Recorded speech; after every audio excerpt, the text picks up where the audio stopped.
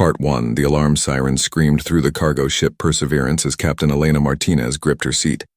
The FTL drive was dying, and dying badly. Sparks flew from the navigation console while her engineer James Park shouted numbers that made no sense. "We're jumping," he yelled over the noise. "I can't stop it." Elena had flown cargo runs for 12 years.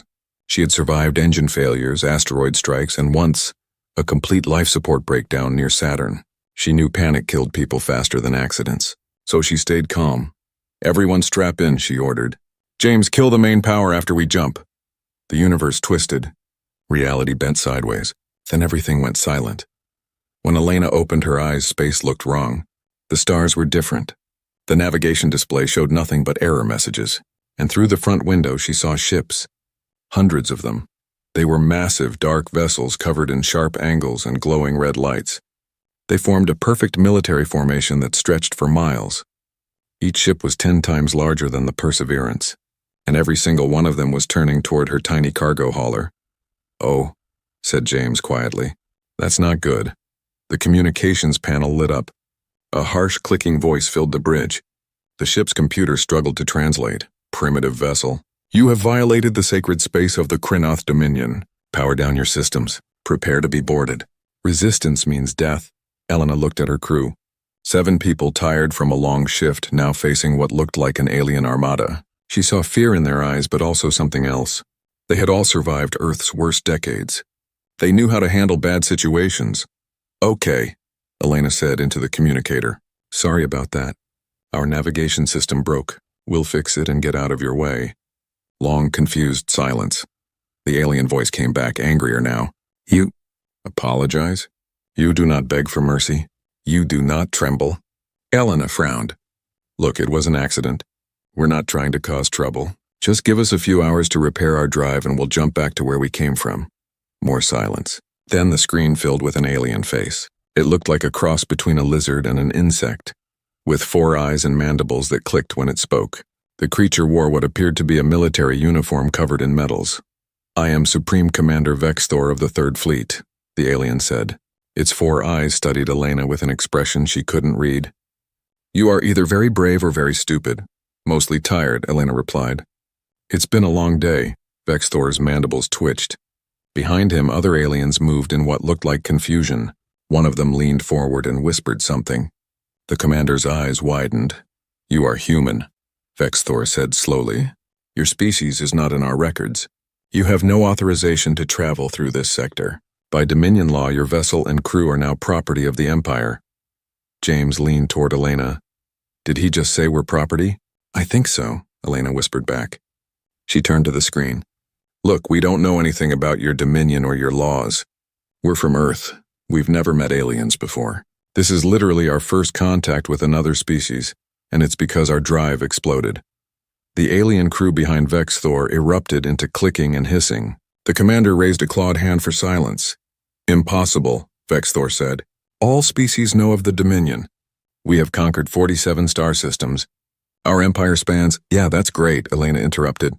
"But we're from really far away, apparently. So we didn't get the memo." Dr. Sarah Chen, the ship's medical officer, spoke up from her station. "Captain, their weapons are locked on us." "I'm reading some kind of energy buildup." Elena sighed. She had dealt with plenty of difficult people in her career. Customs officers, company executives, pirates near the belt. She treated them all the same way. Stay calm, stay practical, don't show fear. "Commander Vexthor," she said. "Here's the situation. We can't go anywhere right now. Our FTL drive is fried. We need parts and time to fix it. After that, we'll leave and you'll never see us again. Or you can blow us up, but that seems like a waste of everyone's time." Vexthor stared at her. His mandibles clicked rapidly. Finally, he spoke. "Your attitude is unusual. Species who enter Dominion space without permission typically plead for their lives. Some offer treasures. Others attack in desperation. But you speak to me as if this is a minor inconvenience." "Because it is," James muttered. Elena shot him a look. Then she turned back to the screen. "We don't mean any disrespect. We're just trying to be practical. What do you want us to do?" The commander's 4 eyes narrowed. "I want you to understand your situation. You are surrounded by the most powerful military force in this region of space. Your ship is primitive. Your weapons are laughable. One of our destroyers could vaporize you in seconds. Okay, Elena said. Okay? Vexthor repeated. Yeah, we get it. You're powerful. We're not. So what happens now? The alien commander seemed thrown off balance. He looked at someone off-screen, then back at Elena. You will be taken to Krynoth Prime, our capital world. There you will be presented to the Emperor. He will decide if your species is worthy of assimilation into the Dominion, or if you will be made examples of. Elena turned to her crew. Thoughts? Do we have a choice? Asked Sarah. Doesn't sound like it. James checked his console. The drive needs at least 40 hours of work, and that's if we can fabricate the replacement parts. We're not jumping anywhere soon. Elena made her decision. Fine, Commander. We'll go to your capital, but I'm logging this as an overtime situation. My crew gets paid for extra hours. Vexthor's face did something that might have been confusion or anger. You think about payment at a time like this?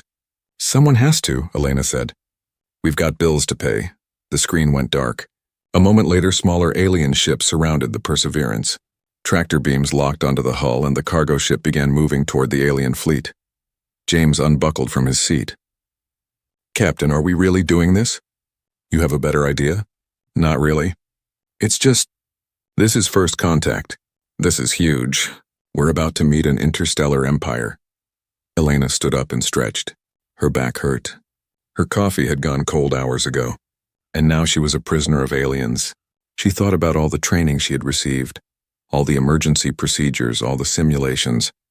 None of them had covered accidentally jump into alien space and get captured, but she had lived through worse. They all had. Earth's last 50 years had been brutal. Wars, plagues, climate disasters. Everyone on her crew had lost someone. Everyone had seen civilization nearly collapse. They rebuilt because they had no choice. This was just another problem to solve. Sarah, run a medical scan on all of us, Elena ordered. I want to know if their ships are leaking anything toxic. James, start documenting everything. If we make it home, Earth needs to know about this. Everyone else get some rest. Something tells me we're going to need it. As the Perseverance was pulled into the massive alien fleet, Elena looked out at the strange stars. Somewhere out there was Earth. Home. And somehow they had to get back to it. But first, they had to meet an emperor. She poured herself a fresh cup of coffee from the backup thermos and sat down to write her report. It started with, Day 47 of cargo run, unusual circumstances encountered. That felt about right. Part 2, the journey to Krynoth Prime took 3 days. During that time, the crew of the Perseverance had nothing to do but watch alien ships patrol around them and wait. Elena used the time to learn what she could. The Krynoth were not interested in talking. They sent food that the ship's scanner said was barely edible for humans. They refused to answer questions. The only message that came through was a repeated warning. Do not try to escape. Do not alter course, do not activate weapons. We don't even have real weapons, James said, looking at the ship's small defensive railgun. This thing is for shooting debris, not fighting warships. Sarah studied the scans they had taken of the Krynoth vessels. Their technology is definitely more advanced than ours, but not impossibly so. Maybe 100 years ahead. Their energy weapons are impressive, but their propulsion looks similar to our FTL theory. Elena nodded. Earth had only developed FTL travel 15 years ago. Humanity was still new to space beyond the solar system. Most human ships stayed close to home, mining asteroids or building colonies on Mars and the moons of Jupiter. The Perseverance had been on a simple run to collect ice from the Kuiper Belt. Now they were about to see an alien empire. When Krynoth Prime appeared on the view screen, Elena had to admit it was impressive. The planet was larger than Earth, with 3 moons. Cities covered most of the visible surface, glowing with lights. Orbital stations ringed the world like jewelry. Ships moved in organized patterns, thousands of them. It's beautiful, Sarah whispered. It's terrifying, James corrected. That's a civilization that can wage war on a galactic scale. The Perseverance was guided down to the surface, landing in what appeared to be a massive spaceport. Through the windows, they could see hundreds of different ship designs. Some looked like the Krynoth vessels, but others were completely different. Species from conquered worlds, Elena guessed. A docking tube connected to their airlock. Vexthor's voice came over the communicator one last time. Exit your vessel. You will be escorted to the presentation hall. Do not resist. Do not run. Your compliance will be noted. The crew gathered at the airlock. Elena looked at each of them. Stay together, stay calm. Watch everything. We represent Earth now, whether we want to or not. They stepped out into an alien world. The air smelled strange, like metal and something sweet. The gravity was heavier than Earth's, making each step feel harder. Alien soldiers surrounded them immediately. Tall Krynoth warriors in black armor carrying energy weapons. They formed a tight escort around the humans. The walk through the city was designed to intimidate. Elena saw that clearly. They were paraded down a wide street lined with crowds. Thousands of aliens watched them pass. Most were not Krynoth. She saw dozens of different species, and many of them wore collars around their necks that glowed with soft blue light. Those are slaves, Sarah said quietly. Or servants. Something like that. Some of the collared aliens looked at the humans with pity. Others looked away quickly as if making eye contact was dangerous. The street opened into a massive plaza. In the center stood a monument taller than any building Elena had ever seen. It was made of black stone and covered in carvings. As they walked past, she realized what she was looking at. It's a memorial, James said, reading the symbols with help from his portable translator. The Hall of Broken Worlds. Each carving represents a species that defied the Dominion. Elena counted them. 23 different species, each carved with scenes of their destruction. Planets burning, cities collapsing, people dying. Vexthor walked beside them now, watching their reactions. You see the price of rebellion. 23 species chose extinction over joining the Dominion.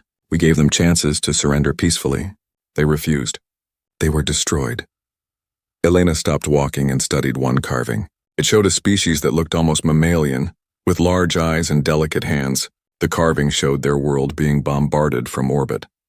They chose death over slavery, she said. They chose foolishness over wisdom. Vexthor corrected. Maybe. Elena turned to face him. Or maybe they figured death was better than living on their knees.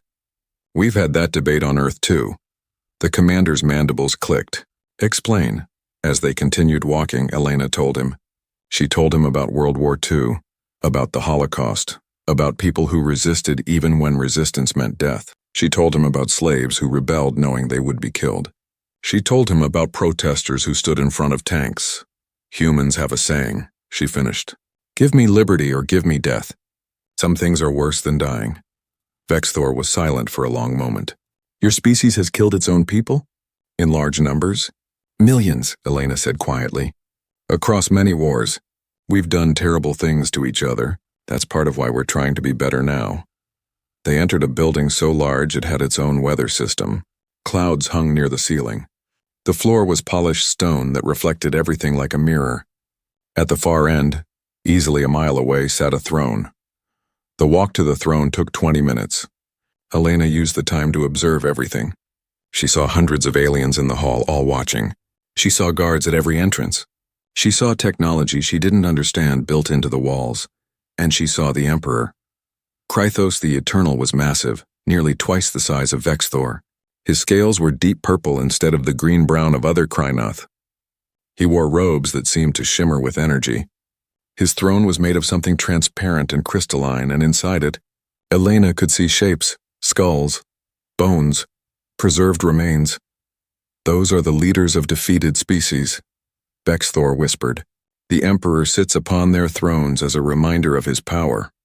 The Emperor spoke, and his voice filled the entire hall without any visible speakers. Humans, I am told you wandered into our space by accident. I am told you show no proper fear. I am told you speak to my commanders as equals. Elena stepped forward. Your Majesty, we meant no offense. We didn't know your empire existed until 3 days ago. Ignorance is not an excuse. The Emperor leaned forward. I have ruled for 800 of your years. I have seen countless species kneel before me. Some join willingly, some fight and lose, but all eventually understand the natural order. The strong rule, the weak serve. That's one way to run things, Elena said. A ripple of shock went through the hall. Several aliens made sounds of surprise or fear. Vexthor's eyes widened.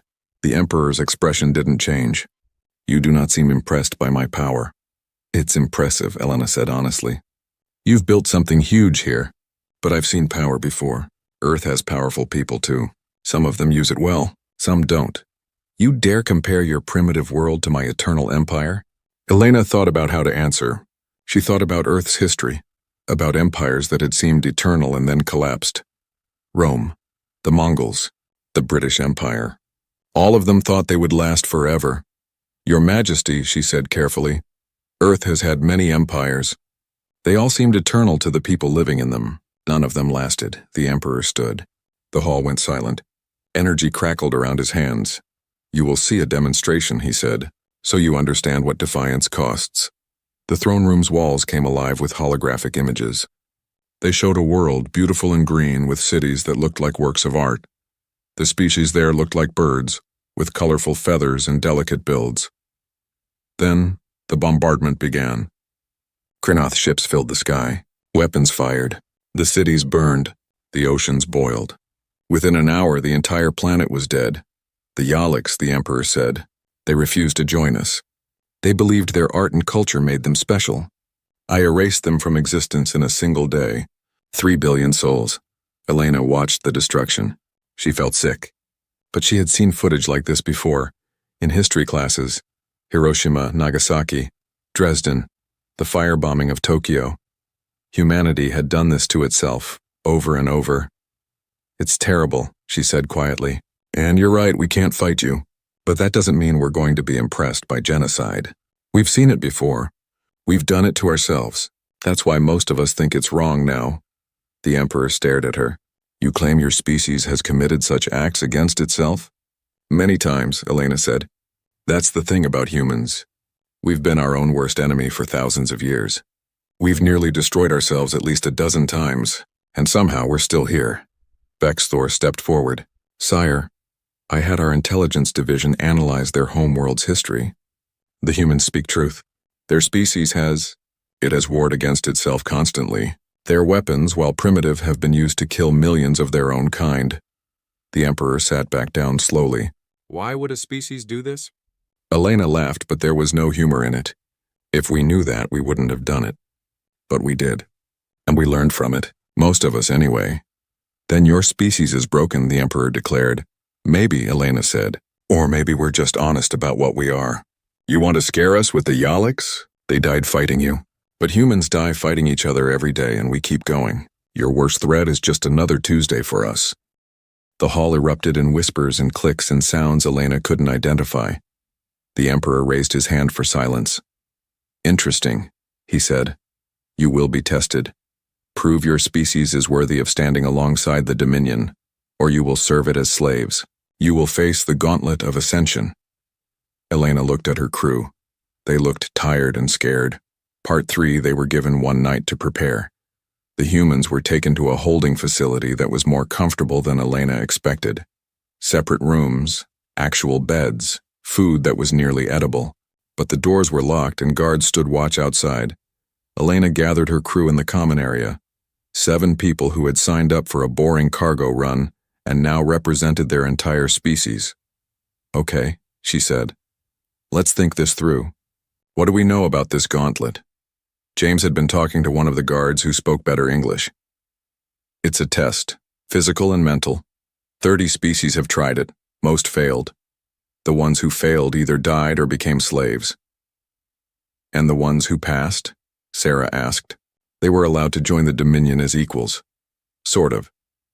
They still have to follow the Emperor's laws, but they're not slaves. Elena rubbed her eyes. She was exhausted. So, we either pass this test, die trying, or become slaves. Great options. There's a 4th option, said Maria Rodriguez, their pilot. We could refuse. Some of those 23 species chose death over submission. The room went quiet. Elena looked at her crew. They were young, most of them in their 20s and 30s. They had families back home, dreams, futures. No, Elena said firmly. We're not choosing death. Not yet. Not while there's another option. But Captain, Maria protested, if we join them, even as equals, we're supporting an empire built on slavery and conquest. I know. Elena stood and walked to the window. Outside, she could see the alien city glowing in the night. But if we die here, Earth never learns about the Dominion. They don't know what's out there. Maybe we can get home and warn them. James nodded slowly. She's right. Information is worth something. Even if we fail, we should try to survive long enough to understand what we're facing. They spent the night planning. None of them could sleep anyway. In the morning, guards came for them. They were taken to an arena so large it had its own horizon. Thousands of aliens filled the stands watching. Elena realized this was entertainment for them. Species struggling for survival turned into a show. The Emperor sat in a private box high above the arena floor. His voice boomed down at them. Humans. The gauntlet has 3 stages: combat, endurance, and choice. You may work together or alone. You may use any strategy you wish. But know this: failure means death or slavery. There is no mercy. Begin. A gate opened at the far end of the arena. Something roared inside. Of course it's monsters, James muttered. Why wouldn't it be monsters? 3 creatures charged out. They were massive, covered in armor like hide, with multiple legs and heads full of teeth. They moved fast despite their size. The crew scattered. They had no weapons, no armor, just their wits. Elena ran toward the arena wall looking for anything useful. She found it. Maintenance equipment left in a storage alcove. Not weapons, but tools. She grabbed a long metal pipe and threw another to James. "Maria, the sand!" Elena shouted. Maria understood. She kicked sand toward one creature's eyes. It roared and stumbled. That gave James time to swing his pipe at its legs. The creature fell. They weren't trying to kill the beasts. They couldn't. But they could use tactics. Humans had been hunting dangerous animals for thousands of years. They knew how to work as a team. Sarah found a weak spot in the wall, a crack that led to the maintenance tunnels. "Here, we can funnel them." They led the creatures toward the narrow opening. The beasts were too large to fit through easily. That gave the humans time to attack from safety, using long tools to strike at vulnerable spots. It took an hour, but they won. The creatures finally retreated, wounded but not dead. The crowd's reaction was mixed. Some aliens cheered, others seemed disappointed. "Stage 1 complete," the Emperor announced. "Interesting tactics. You fight like scavengers, not warriors." "We fight smart," Elena called back. "That's how humans survive." The second stage was worse. The arena floor opened, and they were dropped into separate cells, completely isolated. The cells were small, dark, and cold. Food came once a day, but it was barely enough. Water was limited. Elena had been briefed on sensory deprivation and isolation during her early training. Earth had studied what happened to prisoners of war, to astronauts on long missions, to people trapped in disaster zones. They knew isolation drove people crazy, but they also knew how to fight it. Elena created a routine. Exercise in the morning. Count her breaths. Sing songs in her head. Remember her family. Tell herself stories. She marked days on the wall with her fingernail.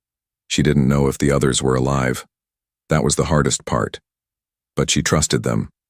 They were smart. They were strong. They would hold on. 5 days passed. Then 10. Elena's stomach hurt constantly from hunger. Her lips cracked from thirst. She talked to herself to keep her mind active. On the 15th day, the cell door opened. She stumbled out into light that hurt her eyes. The others were there too, thin and weak but alive. All 7 of them had survived. "Impossible," Vexthor whispered from the stands. "Most species break after 3 days. The longest any species has lasted is 12 days. "Humans are stubborn," Elena croaked. Her voice was rough from disuse. They were given water and food. Real food this time, and plenty of it. Elena knew what was happening. This was the carrot after the stick. Make them desperate, then generous. It was an old trick. The Emperor descended from his box to the arena floor. He walked among them, studying them like specimens. "You survived through willpower," he said. That is rare. Most species we conquer have never truly suffered. You have. I can see it in your eyes.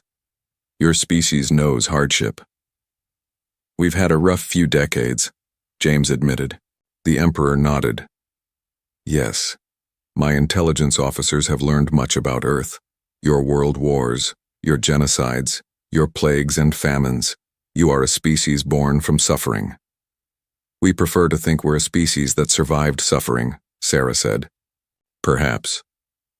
The Emperor gestured and a hologram appeared. It showed a small, furry alien restrained on a platform. This is a Mira, one of our servant species. The final stage is simple. Kill this creature or join it in slavery. This is the, test of worthiness. Are you strong enough to do what must be done? Elena stared at the hologram.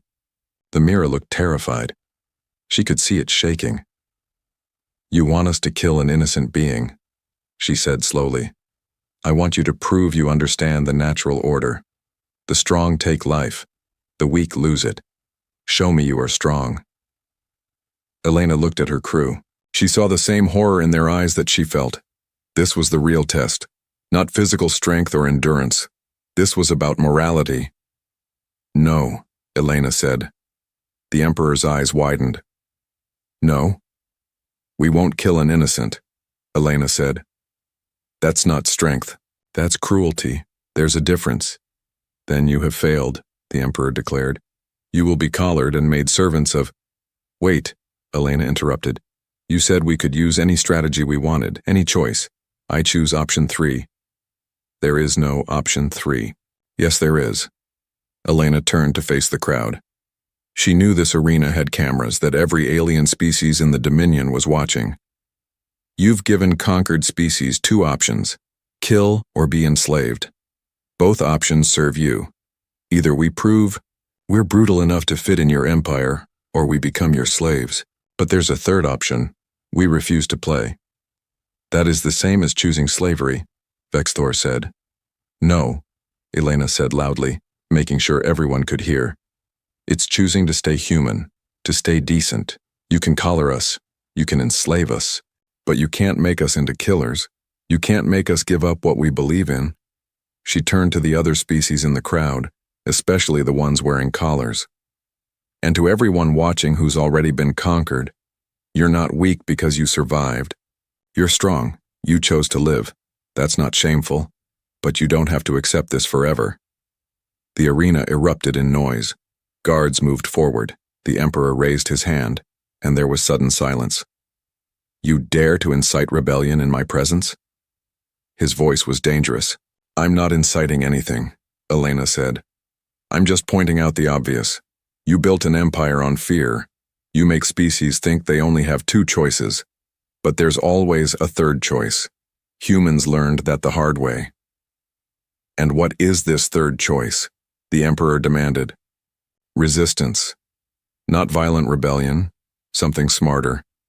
What happens if every enslaved species just stops cooperating? What if they work slowly, make mistakes, forget how to do things? An empire needs its servants. What happens when the servants stop serving? The Emperor moved fast, faster than Elena expected.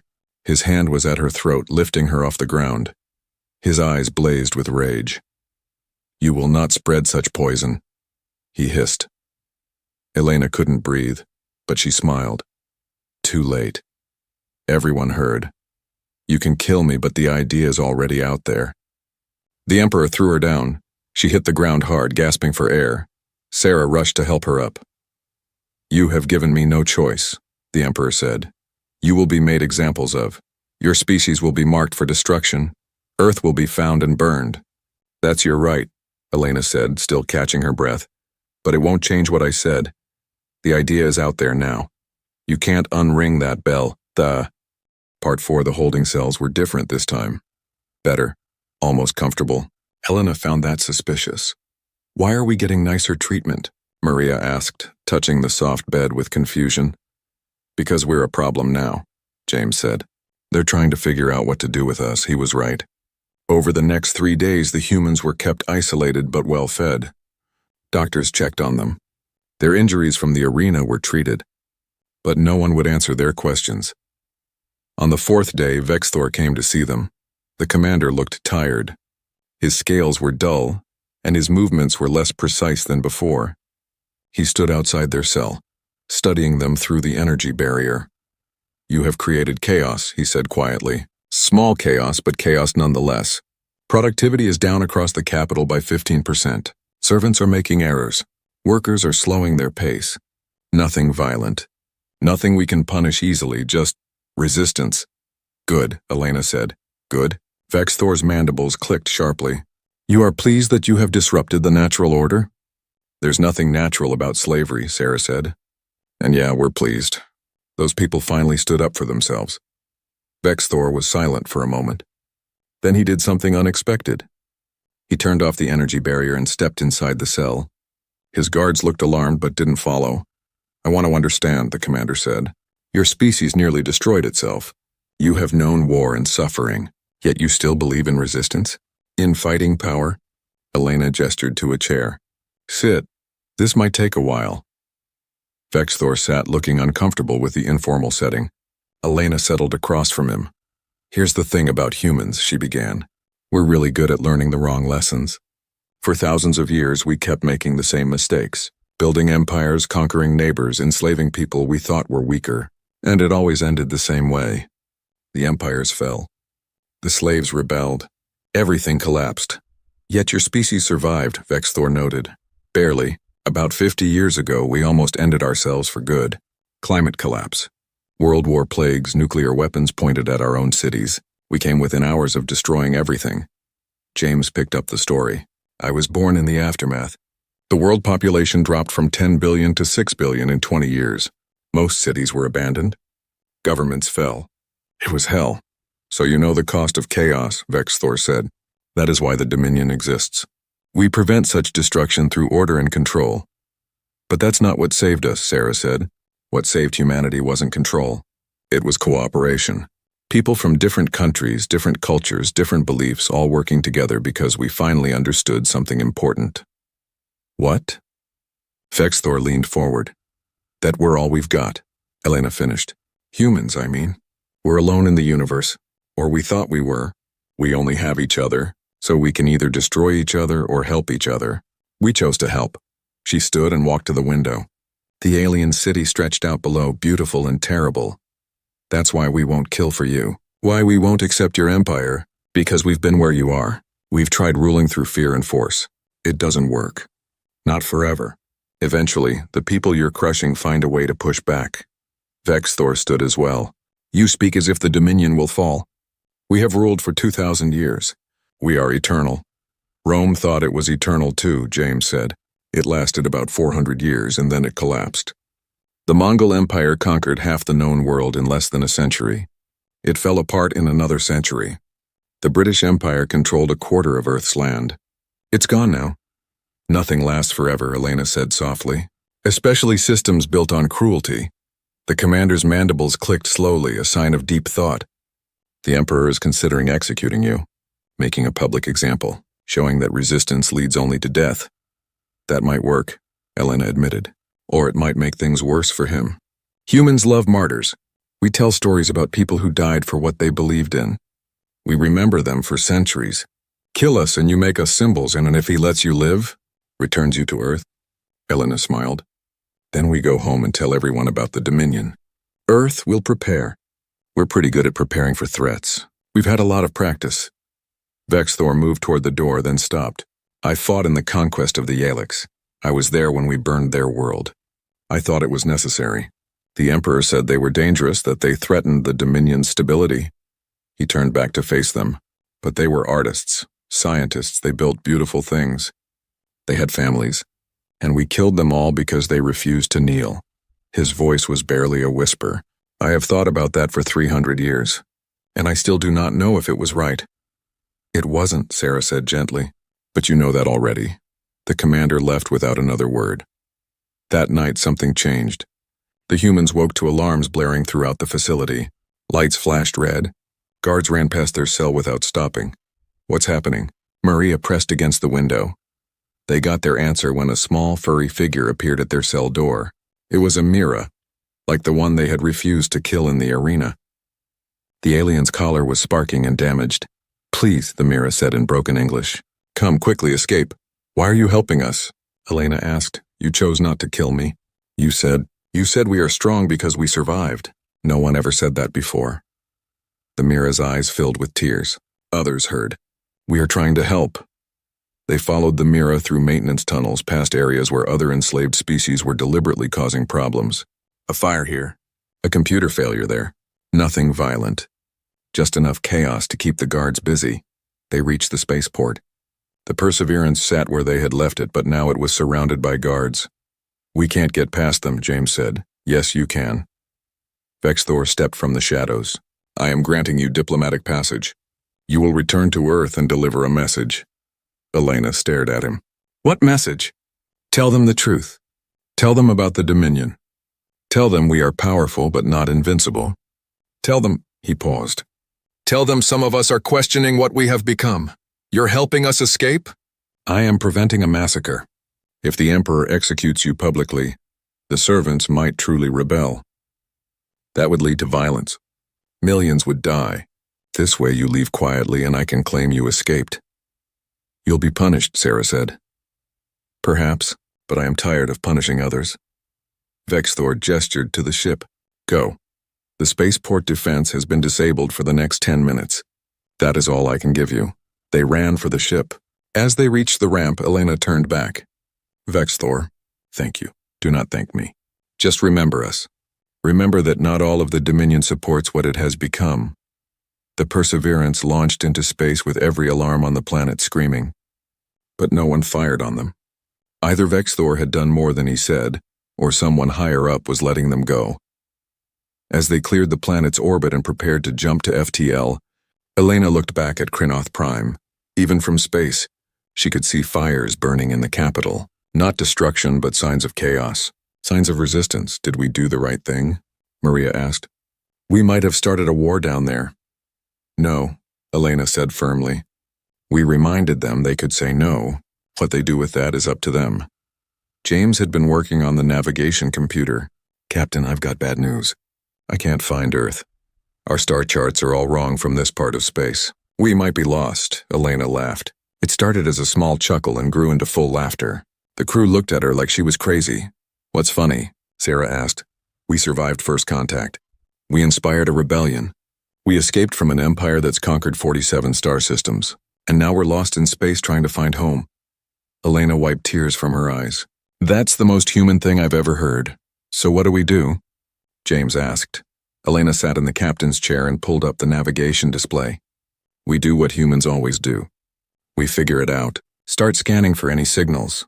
Map the stars. Work the problem. We'll find Earth. And if we don't," Maria asked quietly, "then we keep trying. That's what humans do. We don't give up. Not when there's still a chance."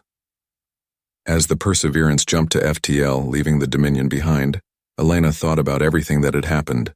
They had met an empire of conquerors and refused to be impressed. They had faced impossible tests and survived. They had planted seeds of rebellion without firing a shot. But most importantly, they had stayed human. They had kept their values even when it would have been easier to abandon them. "You know," James said, breaking the silence, "when we get back to Earth, if we get back, no one is going to believe this story."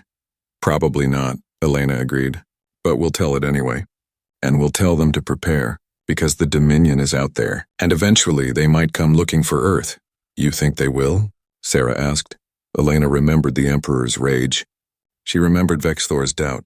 She remembered the fires in the capital and the Mira with the broken collar. "I think we changed something. Whether that's good or bad, we'll find out. But the galaxy knows about humans now, and humans know about the galaxy. Everything is different now." The ship hummed around them as they traveled through the void.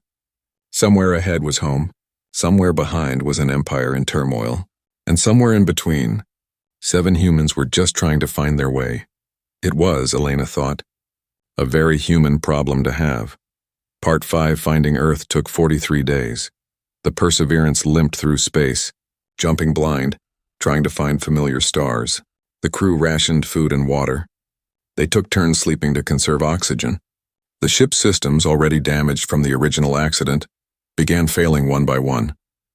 But they kept going, because that's what humans did. On day 43, James picked up a signal. It was faint, old, but unmistakable. The Voyager probe still sending its message into the void after more than 300 years. "We're close," he whispered. "We're almost home." 2 days later, they saw it. A yellow sun. A small blue planet third from the star. Earth. Elena felt something break inside her chest, but in a good way. Like a dam releasing pressure. She hadn't realized how much she needed to see home until that moment. "Contact Earth Station Alpha," she ordered. "Tell them we're coming in." The response was immediate and confused. "Perseverance, you were declared lost 6 weeks ago. Where have you been?" "That," Elena said, "is a very long story." They were met in orbit by 3 military ships and a medical vessel. The Earth Colonial Authority was taking no chances. The crew was quarantined immediately, examined by doctors and debriefed by intelligence officers who looked both excited and terrified. Elena told them everything. The accidental jump, the Krynoth Dominion, the gauntlet, the resistance they had inspired. She showed them the data they had collected, the star charts, the recordings of alien technology. The intelligence officers listened in silence. One of them, a woman named Director Chen, finally spoke. "You're telling us there's a multi-system empire out there that conquers species for fun, and you accidentally started a rebellion in their capital?" "More or less," Elena confirmed. "And they let you go?" "One of their commanders helped us escape. I think he was having doubts about the whole empire thing." Director Chen rubbed her temples. This is the biggest news in human history. First contact. And we stumbled into it because of a broken FTL drive." "That's humanity for you," James said. "We don't do things the easy way." The debriefing lasted for 3 days. Elena and her crew answered the same questions over and over. Yes, the Dominion was real. Yes, they had superior technology. Yes, they were expansionist and aggressive. No, Earth probably couldn't win a war against them. "But they can be resisted," Elena insisted. "We proved that. They're not invincible. They're just old and set in their ways, and some of them are starting to question their own system." On the 4th day, they were finally allowed to leave quarantine. Elena stepped onto Earth's surface for the first time in months. The gravity felt right. The air smelled like home. She knelt down and touched the ground just to feel it. "Dramatic much?" James asked, but he was smiling. "I earned the right to be dramatic," Elena replied. They were heroes at least for a few weeks. News agencies wanted interviews. The UN wanted testimonies. Scientists wanted every scrap of data they had collected. It was overwhelming. But then the real work began. Earth's governments came together, something that rarely happens smoothly. They created the Office of Exospecies Relations. They began building better defenses. They started training diplomats and warriors for the possibility of more alien contact, and they prepared for the day the Dominion might come looking for humanity. Elena was promoted and given command of the first dedicated exploration vessel, the Discovery. But she turned it down. "Why?" Director Chen asked, shocked. "You're perfect for it. You have experience with aliens. You kept your crew alive. You're a natural leader." "Because I'm tired," Elena said honestly.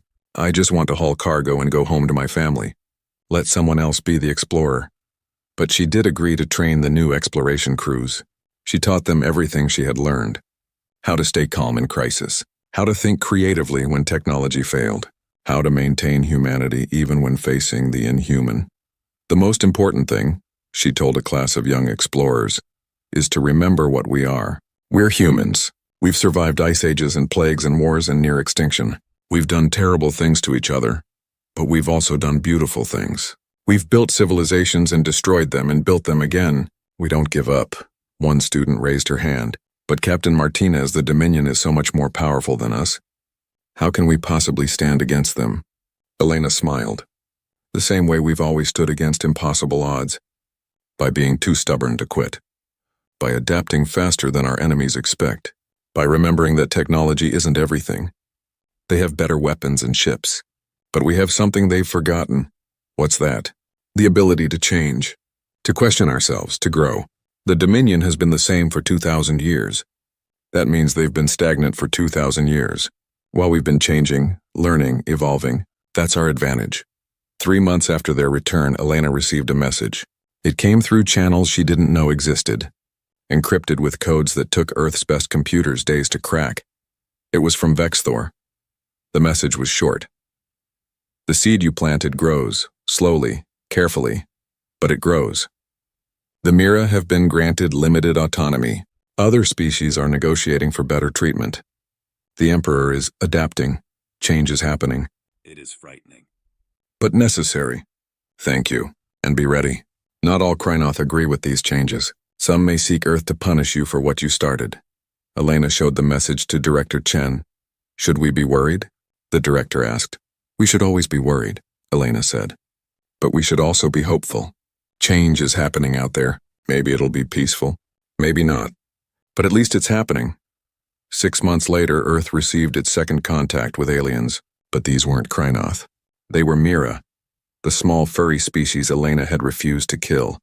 They came in a small ship bearing a simple message. Thank you. We are not free yet, but we are closer than we were. Some of us have escaped. We seek refuge. We offer knowledge of the Dominion in exchange for sanctuary. Earth's governments debated for weeks. Accepting refugees from the Dominion could be seen as an act of war.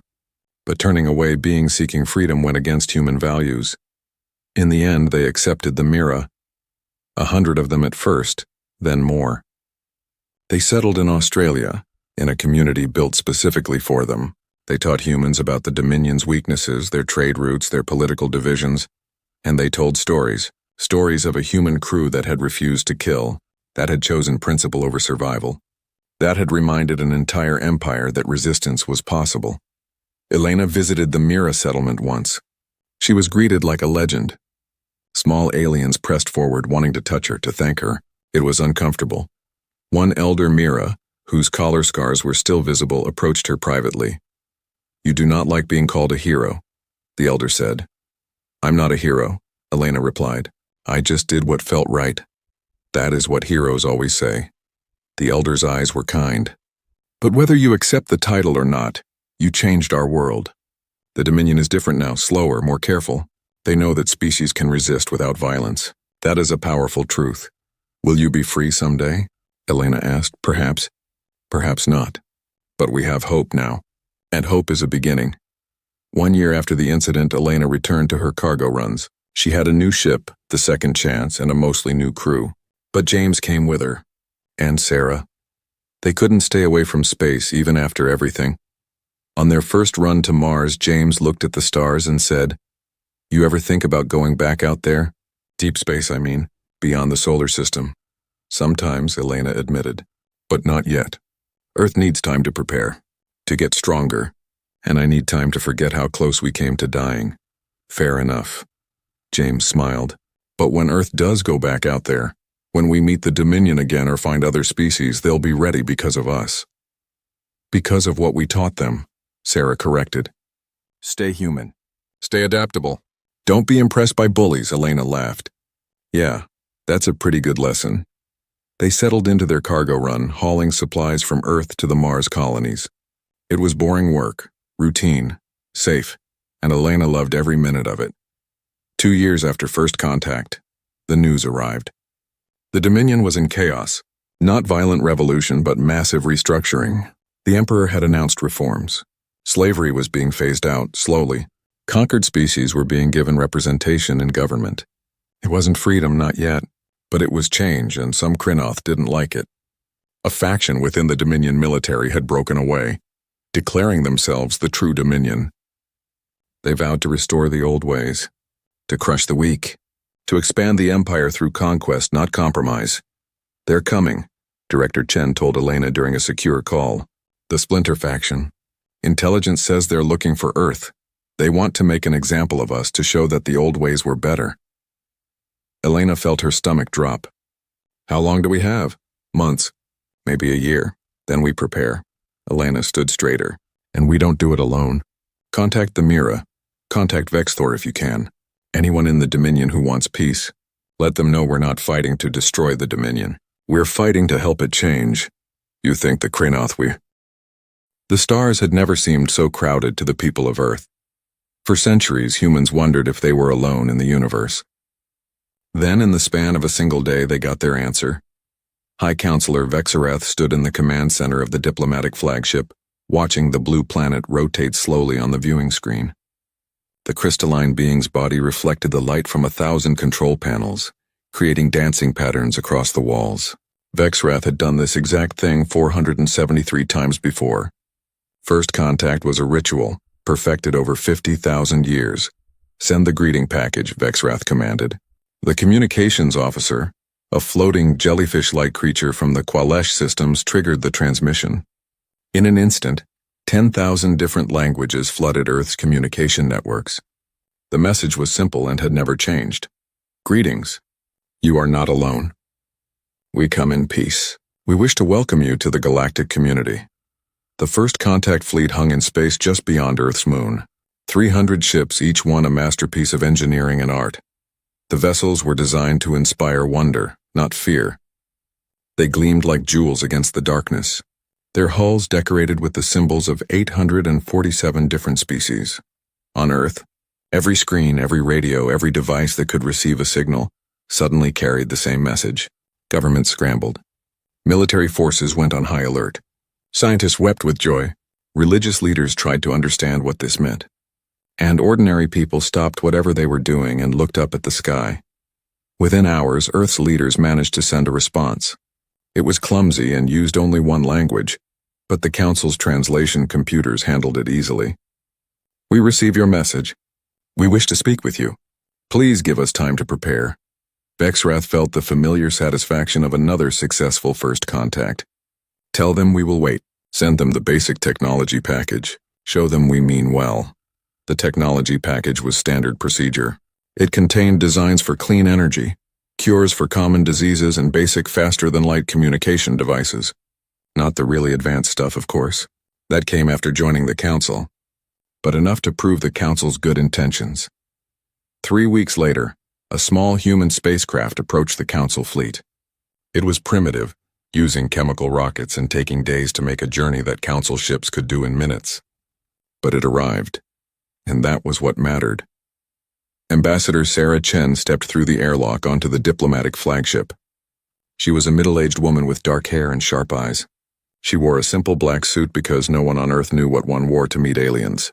Behind her came a team of 12 other humans, all trying not to stare at the wonders around them. Vexarath met them in the grand reception hall. The crystalline being had prepared carefully for this moment. Welcome, Ambassador Chen. Welcome to the first day of your species' true future. Sarah Chen bowed slightly. She had practiced this moment 1,000 times. Thank you, High Counselor. On behalf of Earth, we are honored to meet you. The formalities took hours. There were tours of the ships, demonstrations of technology, and endless explanations. Chen and her team learned about the Galactic Council, an organization so vast that it boggled the mind. 847 species, thousands of worlds, millions of space stations, all working together under one set of laws. We have been watching your species for some time, Vexarath explained as they walked through a garden that grew plants from 100 different worlds. You are ready to join us. Your technology has reached the threshold. Your civilization is stable. You have stopped your major wars. This is the natural progression. What happens if a species isn't ready? Chen asked. We wait, Vexarath said simply. We have patience. But you are ready. Your kind has shown the qualities we look for. Curiosity, cooperation, the ability to overcome your differences. Over the next 2 weeks, Chen and her team were taken to Unity Prime, the capital of the Galactic Council. The station was larger than Jupiter, a construct so massive that it had its own gravity. Millions of beings from hundreds of species lived and worked there. Chen walked through markets where creatures traded goods from across the galaxy. She saw libraries that contained the knowledge of civilizations millions of years old. She attended a session of the Council itself, sitting in a gallery and watching as representatives from different worlds debated trade routes and resource allocation. It was overwhelming. It was magnificent. It was everything humanity had dreamed of and more. Finally, the day of the formal offer arrived. Chen stood in the grand chamber, a room so large that clouds formed near its ceiling. Around her, arranged in a spiral that represented the galaxy itself, sat the representatives of all 847 species. Vexrath's voice boomed through the chamber. Ambassador Chen, on behalf of the Galactic Council, we extend to humanity the offer of membership. Join us, take your place among the stars. We offer you access to our technology. We offer you trade with 1,000 worlds. We offer you protection and partnership. We offer you a future beyond your wildest dreams. The chamber fell silent.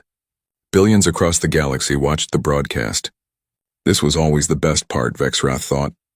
The moment when a new species said yes and took their first real step into the cosmos. Chen looked small in the massive chamber. But her voice was clear and steady. High Counselor, members of the Council, I must speak with my government before I can respond. We request 72 hours to consider your generous offer. A murmur ran through the chamber. This was unusual but not unprecedented. Some species needed time to process such a momentous decision. Of course, Vexrath said graciously. Take the time you need. We have waited this long. We can wait a little longer. Chen and her team returned to their ship. The human vessel seemed even more primitive now. After they had seen what was possible, they made the long journey back to Earth, carrying the weight of a decision that would shape humanity's future. On Unity Prime, the Council waited. Betting pools formed among the younger species about how long it would take humans to say yes. The older species smiled indulgently. They always said yes. Every species in all of recorded history had joined the Council. Some took hours, some took years, but they all joined eventually. It was the natural order of things. The only logical choice. The Council represented safety, prosperity, and progress. What species would turn that down? Vexrath returned to the crystalline being's quarters and reviewed the humanity file one more time. Standard Template 7B, average lifespan, average intelligence, average everything. They would make a fine addition to the Council. Not remarkable, perhaps, but solid. Dependable. The 72 hours passed. Chen's ship returned to Unity Prime. The Grand Chamber filled once more. Vexrath took the central podium, ready to welcome the newest members of the Galactic family. Ambassador Chen walked to the speaking platform. She looked calm, but Vexrath noticed her hands were clenched at her sides. Humans must show stress differently than most species, the High Counselor thought. High Counselor, members of the Council, Chen began. My government has considered your offer carefully. We have discussed it at length. We have examined every aspect of what membership would mean. Vexrath nodded encouragingly. This was going exactly as expected. And after careful consideration, Chen continued. Humanity must respectfully decline your offer. We will not be joining the Galactic Council. We thank you for your generosity, but we choose to remain independent. We will handle our own affairs and forge our own path among the stars. The silence that followed was absolute. In 50,000 years of Council history, no species had ever said no. For exactly 17 seconds, nobody in the Grand Chamber moved. Ambassador Chen stood at the podium waiting. High Counselor Vexrath's crystalline body had stopped its usual subtle glow, frozen in what might have been shock. Then everyone started talking at once. Translation error, shouted a representative from the Qualish systems. There must be a translation error. Impossible, hissed a snake-like being from the Sethi's Empire. No species refuses the Council. Vexrath raised a central limb and the chamber fell quiet again. The High Counselor's voice was carefully controlled. Ambassador Chen, I believe there may have been a misunderstanding. Perhaps you need more time to consult with your government? Chen shook her head. There is no misunderstanding, High Counselor. I have communicated clearly with my government throughout this process. Our answer is no. We appreciate everything you have shown us. We are grateful for the technology you have shared. But humanity will not join the Galactic Council. But why? The question came from Representative Kalmara, a being that looked like living light contained in a vaguely humanoid shape. We offer you everything: protection, technology, trade, knowledge. Why would you refuse? Chen took a deep breath. She had practiced this part too. Because we choose to walk our own path. We want to make our own mistakes and find our own solutions. We want to keep our independence. A tall, muscular creature with 4 arms stood up. Commander Thexal of the Zenthari warrior caste pointed at Chen. This is an insult. We offer partnership and they spit on it. I say this is a sign of aggression. It is not aggression, Chen said firmly. We do not wish to fight anyone. We simply wish to be left alone to develop at our own pace. Surely you can understand that. Vexrath tried to process this. In all of the crystalline being's long life, nothing like this had happened. Ambassador Chen, please understand. Every species that has achieved space travel has joined the Council. It is the natural progression. It is how civilization works on a galactic scale. Perhaps, Chen replied. But it is not how humanity wishes to work. We thank you again for your offer. Now, with your permission, we will return to our space and you will return to yours. She bowed once more and turned to leave. Her team followed her, their faces carefully neutral. The entire council watched them go in stunned silence. As soon as the humans left, the grand chamber erupted into chaos. Representatives shouted over each other. Some demanded military action. Others suggested sending more diplomats. The peaceful species urged patience. The warrior species saw a threat. Vexrath called for order, but it took nearly an hour to restore calm. Finally, the High Counselor addressed the council. We will not act hastily. We will send another delegation with an improved offer. Perhaps they need to see more of what we can provide.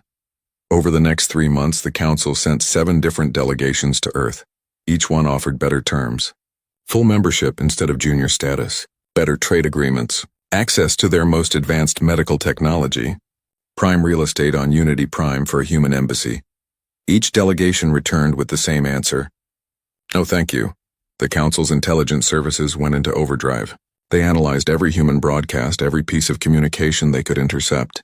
They were looking for the reason. There had to be a reason. Was humanity planning to attack? No signs of military buildup. Were they in contact with a rival power? No other major civilizations existed in that region of space. Were they simply too primitive to understand? The humans seemed perfectly intelligent. The mystery drove the council to distraction. Emergency sessions were called. Philosophers debated what this meant. Historians searched their records for anything similar. They found nothing useful. In 50,000 years, this had never happened. Meanwhile, the council did something it had never done before. They established a quarantine zone around human space, a ring of monitoring stations, keeping watch on Earth and its colonies. Not to attack, they told themselves. Just to observe. Just to understand. But inside the quarantine zone, something was happening. Human ships stopped visiting council space. The handful of human traders and explorers who had ventured out all returned home. Then the humans closed their borders completely. No one in, no one out. The council's monitoring stations reported strange activity. Massive construction projects across the human solar system. The asteroid belt was being stripped of resources at an incredible rate. Energy signatures were spiking across all human worlds.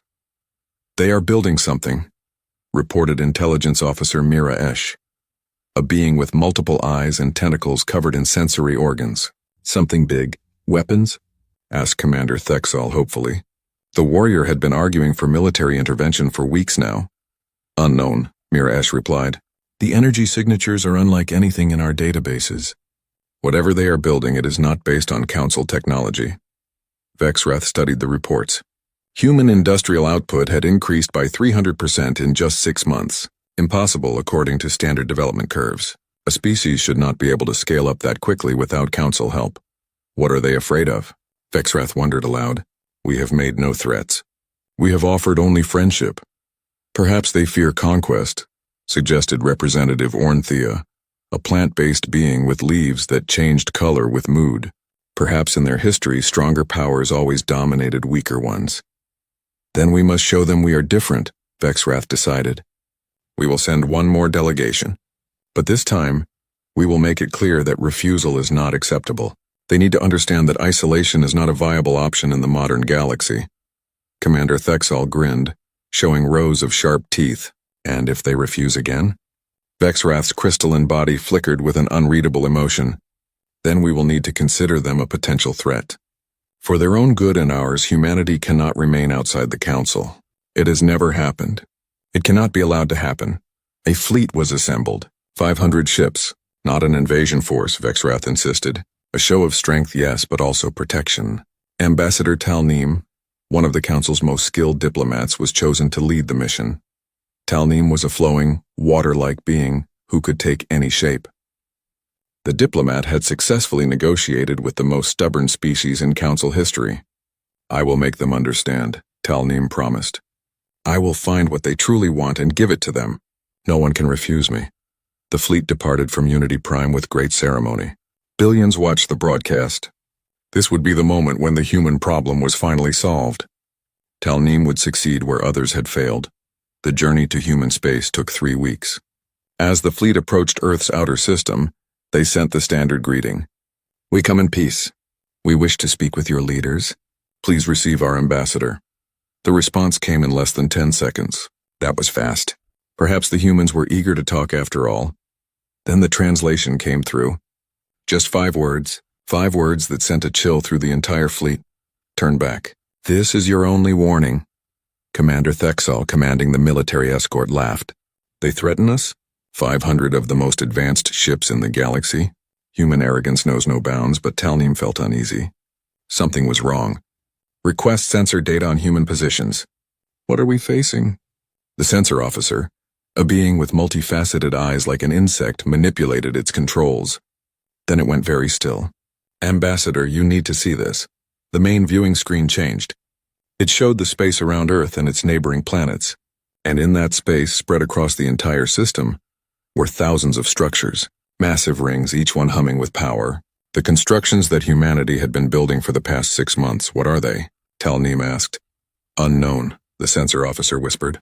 But they are all activating. All of them. At once, Commander Thexal stood up. Battle stations. Shields to maximum. This is a trap. Wait, Talneem ordered. We do not know what the rings opened. All of them. Thousands of swirling portals of energy, tearing holes in space itself. And through those holes came ships, not hundreds of ships. Not thousands. Millions. They poured through the gates like water through a broken dam. Ships of every size and design. Some looked human. Some looked alien. Some looked like nothing the Council had ever seen. They filled the space around the Council fleet, surrounding them on all sides. The sensor board went crazy. The officers' multiple eyes darted in every direction. Impossible readings. These ships are using technology that should not exist. Some of them are violating known physics. Some are partly in dimensions we cannot fully perceive. Commander Thexal's confidence vanished. How many? Still counting. At least 7 million and more are still coming through. Commander, we are completely surrounded. Then Ambassador Chen's face appeared on every screen in the Council fleet. She looked different now. More confident. Almost sad. I tried to warn you, she said. We tried to do this politely, but you would not listen. So now you need to understand the truth. Humanity does not need the Galactic Council. We have our own allies. We always have. Ambassador Talneem stared at the viewing screens in disbelief. The water-like being's form rippled with confusion and fear. Millions of ships surrounded the Council fleet. Each sensor reading was more impossible than the last. Where did they all come from? Talneem whispered. How did we not detect this? How could humanity build such a fleet in secret? Commander Thexal was already barking orders. Analysis. I need to know what we are facing. Weapons signatures. Power levels. Weak points, move! The tactical officer, a being with 6 arms and computational implants directly connected to its brain, worked frantically. Commander, the ships are not all human design. I am detecting at least 50 different technology bases. Some are more advanced than Council standard. Some are less, but they are all working together. Who are their allies? Talneem demanded. What species could have hidden from us? Ambassador Chen's face remained on the screen. She looked tired but determined. You are asking the wrong questions. These ships are not from other species. They are all human, just not from your reality. Silence fell across the Council flagship's bridge. Everyone stared at Chen's image. What do you mean? Talneem asked slowly. Chen gestured and the view changed. It showed Earth, but not just one Earth. The image split into dozens of versions. Each one was slightly different. 53 years ago, humanity discovered something. We discovered that we are not alone in our reality. We discovered that reality itself has layers, parallel universes, alternate timelines, other dimensions where other versions of humanity exist. She paused to let that sink in. In some realities, humanity developed faster. In some slower. In some we went to space early. In others we nearly destroyed ourselves. But in every reality where humans survived, we made the same discovery. We found each other. The tactical display updated. It now showed Earth surrounded by thousands of glowing points. Each point was a portal. Each portal led to another Earth in another reality. The gates you see are not weapons, Chen continued. They are bridges, connections between parallel realities. Every reality that has discovered the technology can help defend any other reality that needs it. When your fleet approached with force, we sent out a call, and they answered. Commander Thexel was breathing hard, trying to process this. You are saying all these ships are from alternate universes? Yes. And they all came to defend this version of Earth? Yes, why? Chen smiled sadly. Because that is what humanity does. We look after our own. Across any distance, across any barrier. Even across realities themselves.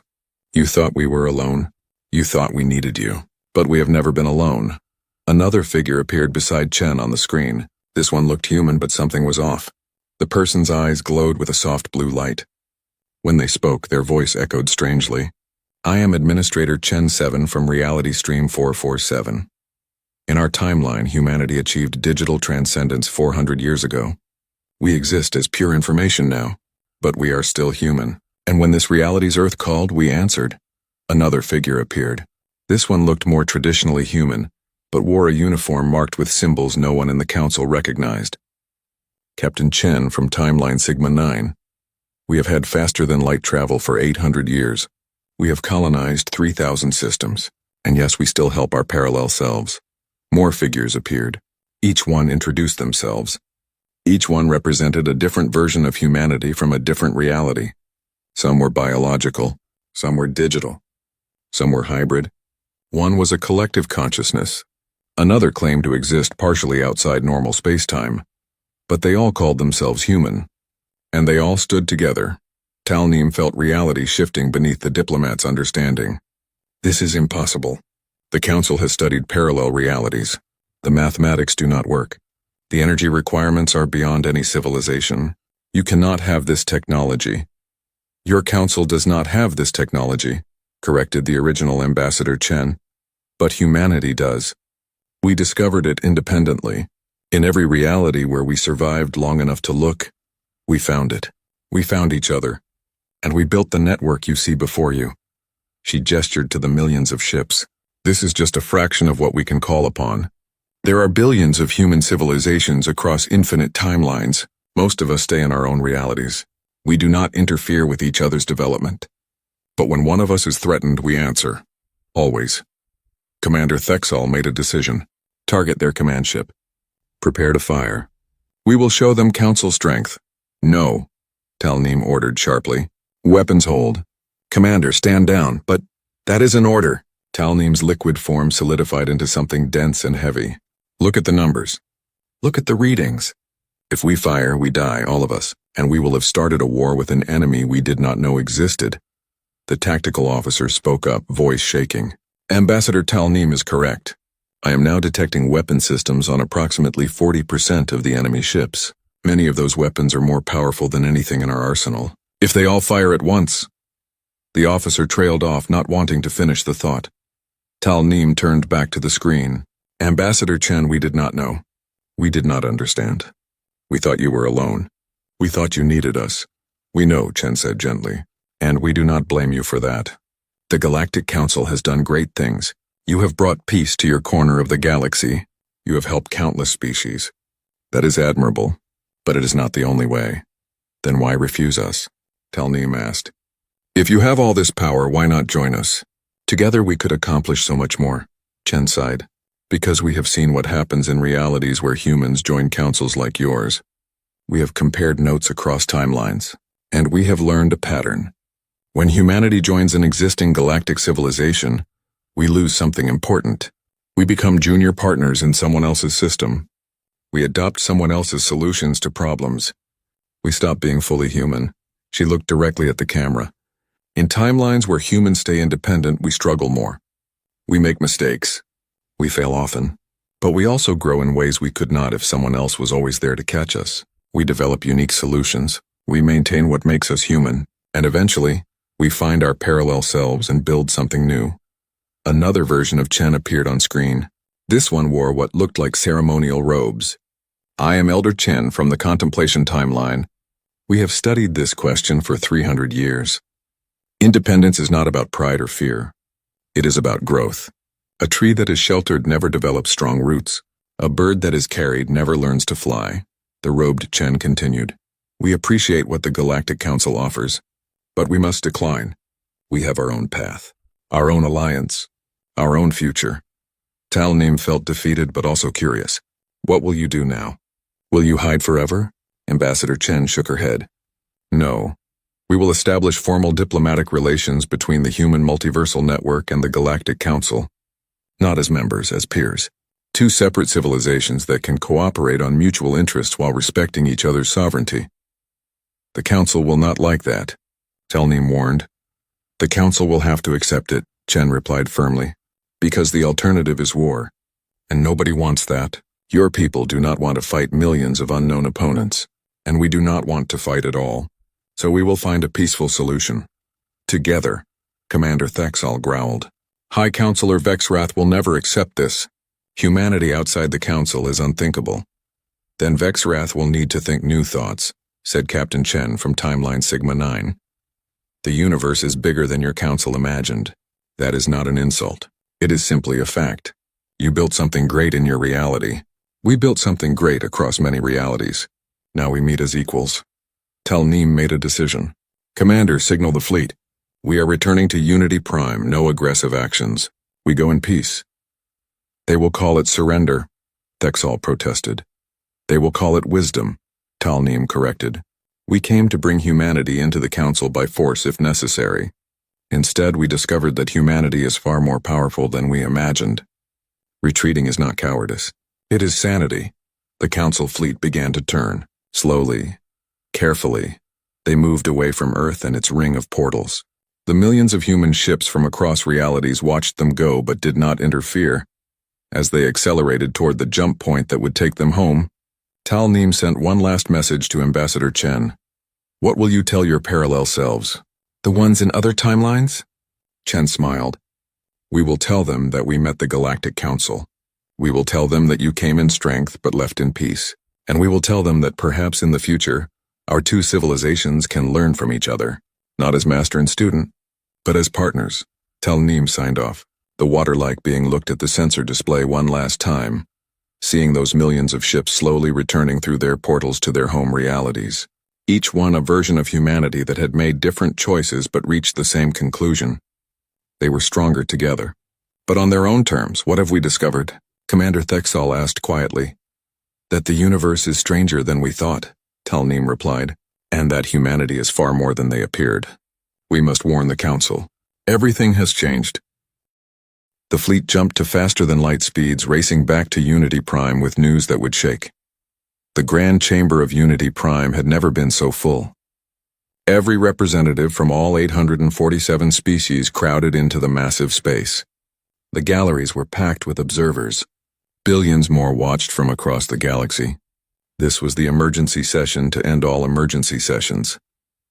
High Counselor Vexrath stood at the central podium, crystalline body dim with exhaustion. The Counselor had not rested since Ambassador Tal Nim's fleet returned 3 days ago.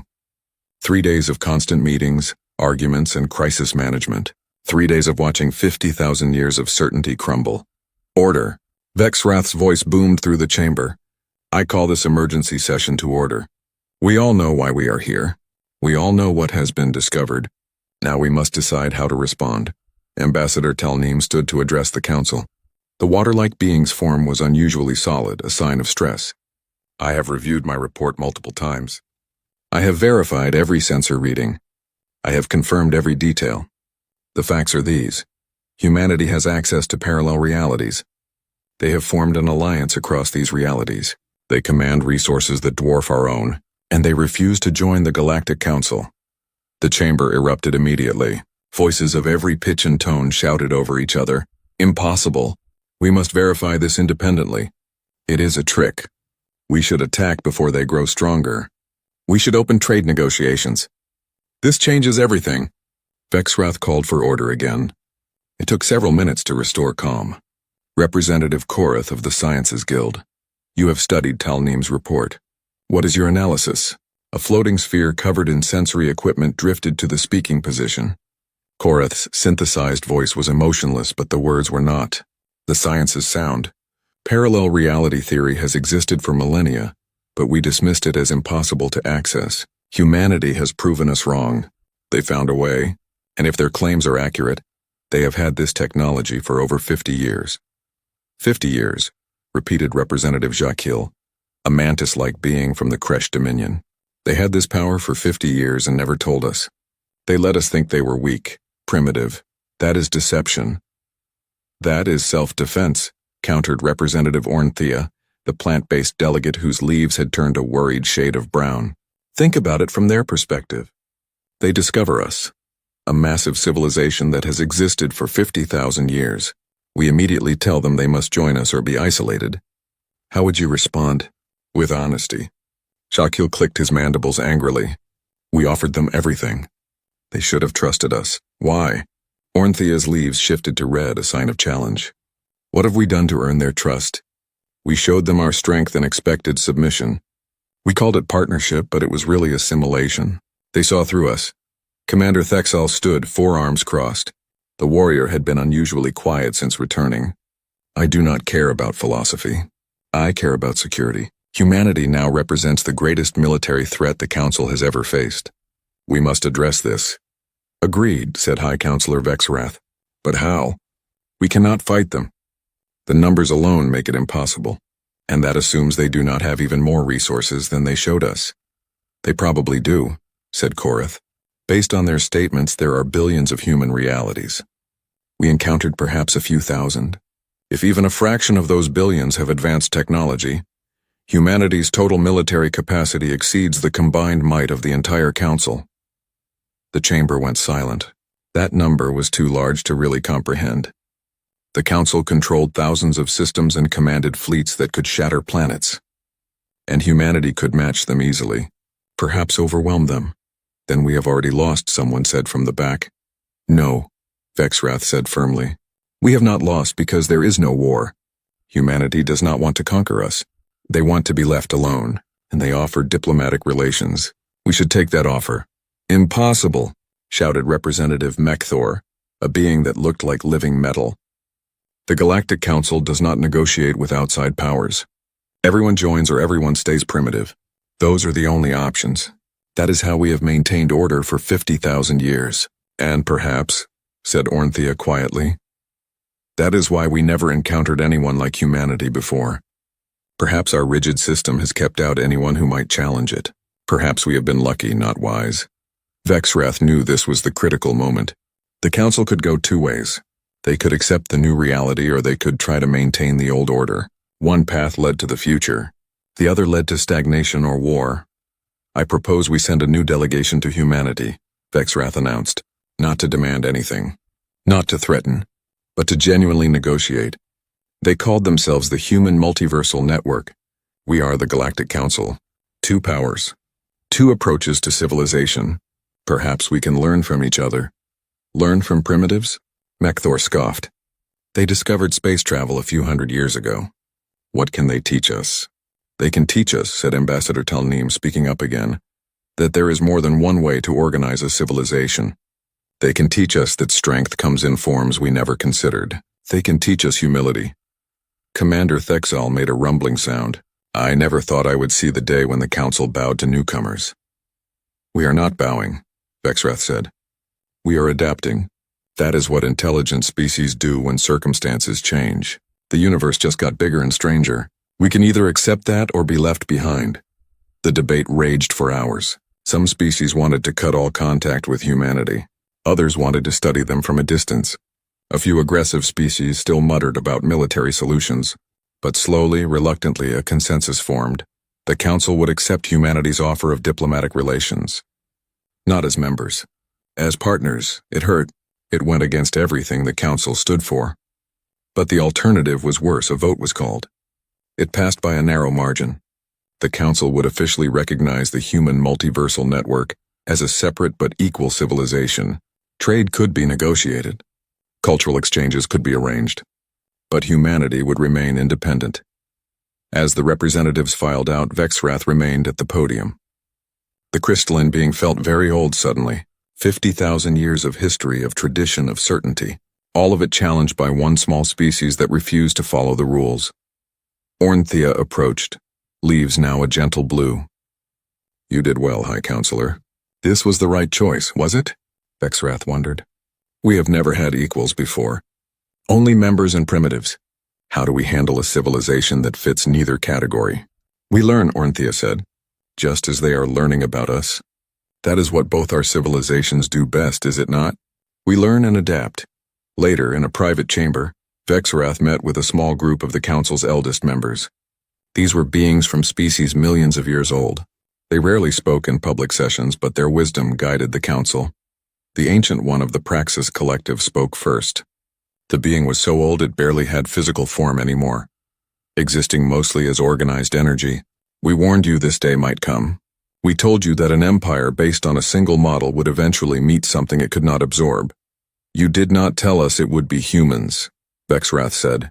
We did not know it would be them specifically, but someone eventually. The universe is too large and too strange for one approach to fit all. What do we do now? Vexrath asked. The Ancient One flickered. We change, we grow. We accept that our way is not the only way. This is hard. Your generation built its identity on the Council's supremacy. That identity must now evolve. Another elder, from a species Vexrath could not even name, added its thoughts. Humanity has done something remarkable. They found their parallel selves and chose cooperation over conflict. They built a network based on mutual aid rather than hierarchy. Perhaps we can learn from this. You want us to become like them? Vexrath asked. No, we want you to be open to new ideas. The Council has been successful because we adapted the best parts of each member species. Now we have encountered a civilization that approaches problems differently. Study them, understand them, and take what works. Vexrath considered this. And if they prove to be a threat, then we deal with it, the Ancient One said. But I do not think they will be. They have had the power to attack us for 50 years and never did. They only showed their strength when we pushed them. That is not aggression. That is caution. The meeting ended. Vexrath returned to the public chambers to begin the work of implementing the Council's decision. Messages would need to be sent. Protocols would need to be written. This was completely new territory. And across the galaxy, the younger species were already reacting. The news had spread. Humanity had faced down the Council and won, not through war. Through strength combined with restraint, they proved there was another way. Some species were frightened, some were inspired, and a few very quietly began to wonder, if humanity could stay independent, could they? If humans could access parallel realities, what other impossibilities might be possible? The Galactic Council had maintained order for 50,000 years by being the only game in town. Now there was a second option, and nothing would ever be quite the same. 3 months had passed since the confrontation at Earth. Unity Prime looked the same as always, a massive structure gleaming against the stars. But inside, everything was different. Ambassador Sarah Chen walked through the diplomatic quarters with a confidence she had not felt during her first visit. Behind her came a delegation unlike any the Council had seen. 12 representatives, each from a different parallel reality, each one human, but each one unique. There was Marcus Chen from Reality Alpha 12, where humanity had discovered clean fusion energy 300 years earlier. His timeline was wealthy and peaceful. Next came Dr. Sarah Chen Wu from the Science Timeline, where 90% of humanity had chosen to focus on research and discovery. She wore a lab coat covered in equations that seemed to shift and change. Then came the soldier, Colonel Chen from the Military Timeline. In her reality, humanity had faced an invasion from another dimension and become warriors. She carried scars both physical and mental. Beside her walked the artist, simply called Chen of the Thousand Colors, from a timeline where humanity had achieved peace and turned to pure creative expression. There were more. The diplomat, the explorer, the philosopher, the engineer, the healer, the teacher, the dreamer, the builder, all of them Chen, all of them human, all of them representing a different path humanity had taken across the infinite realities. High Counselor Vexrath met them at the entrance to the Grand Chamber. The crystalline being had prepared carefully for this moment. Ambassador Chen, delegates, Welcome to Unity Prime. Welcome to the beginning of something new. Sarah Chen bowed slightly. Thank you, High Counselor. We appreciate your invitation and your willingness to recognize us as equals. It was not an easy decision, Vexrath admitted, but it was the right one. Please come. The council is assembled. They entered the grand chamber. This time there was no shocked silence. The representatives had been briefed. They knew what they were seeing. But still, the sight of 12 humans from parallel realities caused murmurs throughout the massive space. Vexrath took the central podium. Members of the Galactic Council, today we make history. For the first time in 50,000 years, we formally recognize a civilization as separate but equal to our own. Today we establish diplomatic relations with the human multiversal network. Sarah Chen stepped forward. High Counselor, members of the Council, we come in peace and partnership. We do not seek to replace your system or challenge your authority over your member species. We simply ask to be recognized as a different but valid approach to civilization. Representative Ornthea, whose leaves were a hopeful green today, spoke up. Ambassador Chen, help us understand. How does your network function? How do billions of separate human civilizations cooperate without a central authority? Dr. Chen Wu from the Science Timeline answered. It is based on voluntary cooperation. Each reality governs itself, but we share information freely. When one reality makes a breakthrough, all realities benefit. When one reality faces a crisis, others can help. There is no hierarchy. No one reality commands the others. But who resolves disputes? Asked Representative Jacques Hill. Who enforces rules? We do, said Marcus Chen from Alpha 12. All of us. If a reality acts harmfully toward others, the network can choose to isolate them. But this is rare. Most disputes are settled through discussion and compromise. Commander Thexal leaned forward. And if discussion fails? If one reality attacks another? Colonel Chen answered, her voice hard with experience. Then the rest of us respond. Just as we did when your fleet approached Earth with force. An attack on one reality is an attack on all. That is our guarantee of security. But it is not imposed, Sarah Chen added quickly. Each reality chooses to participate. Some human timelines have chosen isolation. We respect that. They do not participate in the network, but we do not force them. Freedom is fundamental to humanity. Vexrath felt something shift in understanding. So your strength comes not from central control but from shared purpose. Yes, Sarah Chen smiled. We are strong because we choose to be together. Not because someone forces us. The questions continued for hours. The council wanted to understand everything. How did the portal technology work? How did humans from different realities communicate? What happened if two realities had conflicting interests? The human delegates answered patiently. Sometimes their answers conflicted with each other, showing that even within the network humans disagreed. But they disagreed respectfully. They debated without hostility, and ultimately, they found common ground. As the session continued, something strange began to happen. Some of the younger council species started asking different questions, not about humanity, about themselves. Could our species have parallel versions? Asked a representative from a mammalian race. Korath, the scientific sphere, considered this. Theoretically, yes. If humans exist across parallel realities, other species should as well. We simply never developed the technology to look. But humans did, said another delegate. Could we learn from them? Sarah Chen looked at Vexrath, asking permission silently. The High Counselor nodded.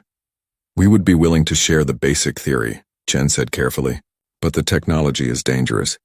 Opening portals between realities is incredibly energy-intensive.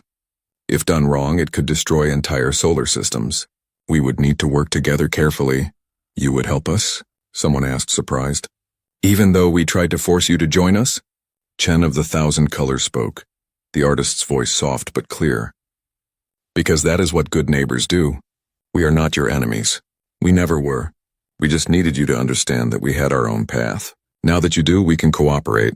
The formal vote came near the end of the session. The Galactic Council officially recognized the human multiversal network as an independent civilization.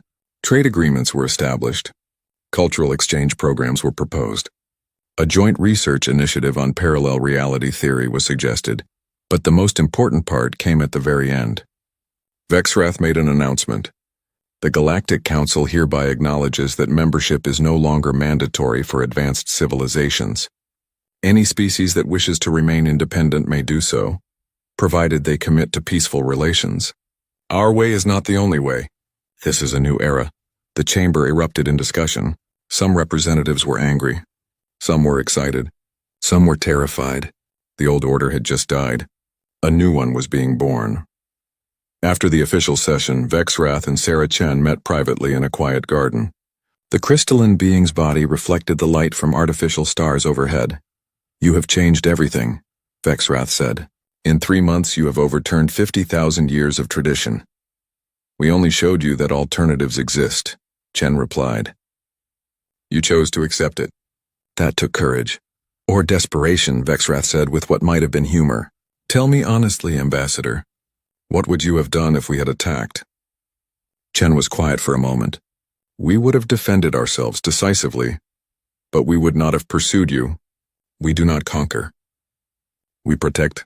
That is the difference between your council and our network. You expand by adding members. We expand by finding new parallel versions of ourselves. We have no desire for your territory or your species." "I believe you," Vexrath said, "though it took me time to understand. You're genuinely not interested in power over others. We have enough challenges managing ourselves across infinite realities." Chen smiled. "Why would we want to manage other species too?" They walked in silence for a while. Then Vexrath asked the question that had been bothering the counselor for weeks. "What happens now?" "To the council. To everything we built?" "That depends on you," Chen said. "The council has done great things. You have brought peace to thousands of worlds. You have spread knowledge and prosperity. Do not think we dismiss that. But perhaps now you can do even more." "How?" "By adapting," Chen said simply. "You created a system that works through unity and cooperation. We created a system that works through diversity and independence. Perhaps the future needs both. Perhaps some species thrive in the council's structure. Others, like us, need freedom. Why not allow both?" Vexrath's crystalline body flickered with thought. "A galaxy with multiple centers of civilization. Multiple approaches, multiple philosophies." "Exactly," Chen said. "Competition through example, not conflict. Let species choose what works best for them. If the council's way is truly superior, species will choose it freely. If our way works better for some, they can choose that instead. The universe is vast enough for many answers." "This will be difficult," Vexrath warned. "Many council members will resist. They fear change." "All beings fear change," Chen agreed. "But you have survived 50,000 years because you did adapt, even if slowly. You absorbed new species and new ideas. You grew. This is just the next step." Over the following weeks, the reality of the new arrangement began to take shape. The Human Multiversal Network established an embassy on Unity Prime. It was a strange building, seeming to shift slightly as if existing partially in multiple realities at once. Human diplomats met with council members daily, building relationships and understanding.